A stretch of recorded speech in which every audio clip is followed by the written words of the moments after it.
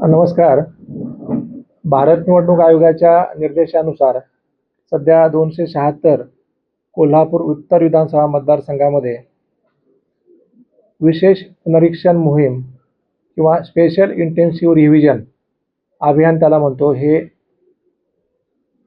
30 तारखेपासून आपण त्या ठिकाणी सुरू केलेलं आहे.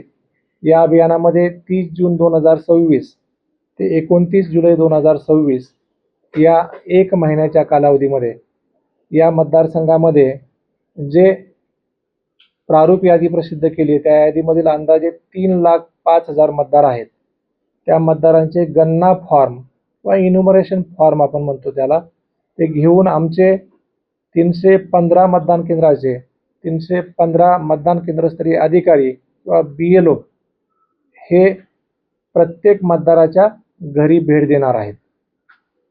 त्या ठिकाणी हा गणना फॉर्म जमा केल्यानंतर त्यावरची माहिती भरून त्या गणना फॉर्मवरील सर्व मजकूर आपला बरोबर आहे याची खात्री करून आपला अलीकडच्या काळातलं एक अत्यंत चांगला फोटो, पासपोर्ट साईज फोटो त्या BLOंना किंवा त्या फॉर्मवर चिटकून तो फॉर्म आमच्या BLO यांना द्यावायचा आहे आणि त्याची पोच घ्यायची आहे.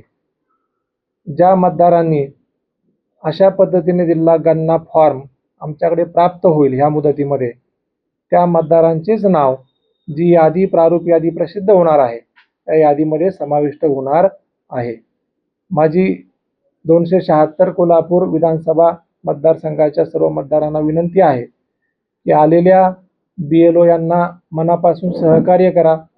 त्यांनी मागितलेली जी शासकीय कागदपत्रे आहेत ती कागदपत्रे आणि आपली माहिती व आपला फोटो त्या ठिकाणी तात्काळ देऊन आपलं नाव येणाऱ्या प्रारूप मतदार यादीमध्ये येईल याची खात्री आताच करून घ्या.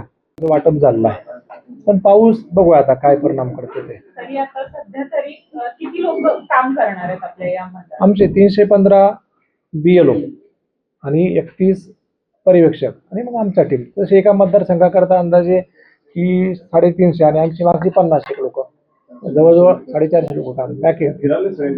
त्यांचं वगैरे काही ट्रेनिंग अगोदर आपल्या इथे झालंय?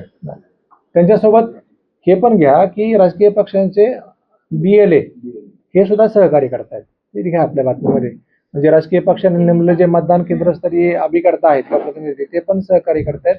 त्यांना हे आव्हान आहे, प्रामुख्याने मतदाराला आव्हान आहे की त्यांनी प्रतिसाद द्यावा.